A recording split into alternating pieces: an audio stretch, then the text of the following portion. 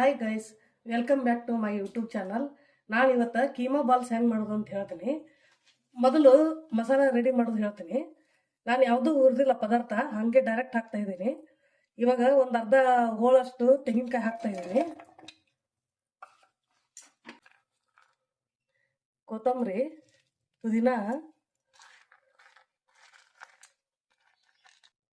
2 ಏಲಕ್ಕಿ ಹಾಕ್ತಾ ಇದ್ದೀನಿ. 1-4 ಲವಂಗ, ಒಂದು ಸ್ವಲ್ಪ ಚಕ್ಕೆ ತುಂಡು. ನಿಮಗೆ ಖಾರಕ್ಕೆ ಎಷ್ಟು ಬೇಕೋ ಅಷ್ಟು ಹಸಿಮೆಣಸಿನ್ಕಾಯಿ ಹಾಕೊಳ್ಳಿ. ನಾವು ಒಂದು 7-8 ಹಾಕ್ತೀನಿ. ಒಂದು ಅರ್ಧ ಇಂಚಿನಷ್ಟು ಶುಂಠಿ ಹಾಕೋತಾ ಇದ್ದೀನಿ.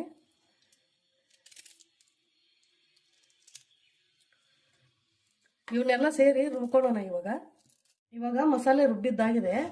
ಇವಾಗ ಒಂದು ಬಟ್ಲಕ್ಕೆ ತಗೊಳ್ಳೋಣ ಮಸಾಲ.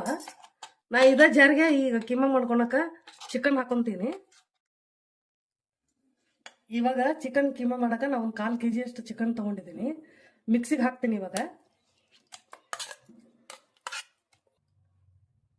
ನಾನು ಮಸಾಲ ಮಾಡಿದ್ನಲ್ಲ ಅದೇ ಮಿಕ್ಸಿಯಲ್ಲಿ ಮಾಡ್ತಾ ಇದ್ದೀನಿ.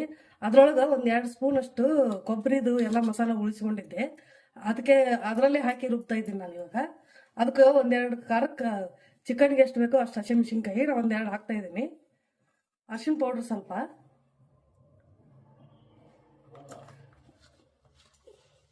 ಉಪ್ಪು ರುಚಿಗೆ ತಕ್ಕಷ್ಟು, ಚಿಕನ್ ಮಸಾಲ 1 ಸ್ಪೂನ್ ಅಷ್ಟು ಹಾಕ್ತಾ ಇದ್ದೀನಿ.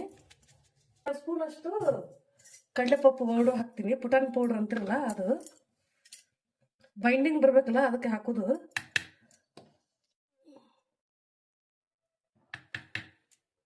ಇವಾಗ ಇದನ್ನ ಮಿಕ್ಸಿ ಮಾಡ್ಕೊಳೋಣ. ಕೀಮಾ ರುಬ್ಬಿದ್ದಾಗಿದೆ, ಎಲ್ಲ ಚೆನ್ನಾಗಿ ಮಿಕ್ಸ್ ಮಾಡ್ಕೋಬೇಕು ಮಸಾಲೆ ಎಲ್ಲ. ಅದನ್ನ ಒಂದು ಪ್ಲೇಟಿಗೆ ಹಾಕೊಳ್ಳೋಣ. ನಾನು ಇದಕ್ಕೆ ಈರುಳ್ಳಿ ಏನೂ ಹಾಕಿಲ್ಲ, ಹಾಗೆ ಉಂಡೆ ಕಟ್ತಾ ಇದ್ದೀನಿ. ಈ ರೀತಿ ಚಿಕ್ಕ ಚಿಕ್ಕದು ಉಂಡೆ ಮಾಡಿ ಕಟ್ಕೊಂಡು ಇಟ್ಕೋಬೇಕು.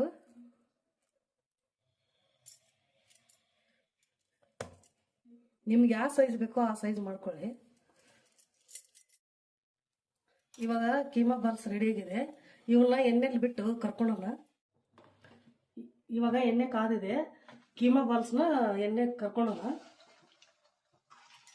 ನಿಧಾನ ಉರಿಯಿಟ್ಕೊಳ್ಳಿ.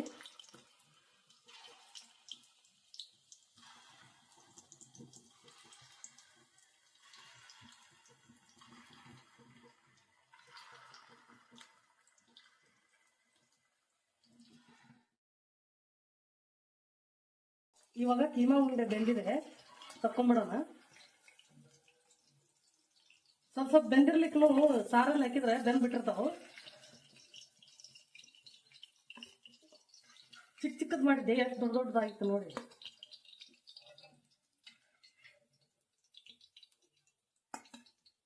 ನಿಧಾನ ಉರಿಯಲ್ಲಿ ರೆಡ್ ಕಲರ್ ಬರುತ್ತಲ್ಲ ಕರ್ಕೋಬೇಕು.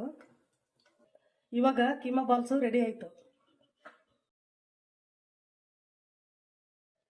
ಇವಾಗ ಕೀಮಾಗೆ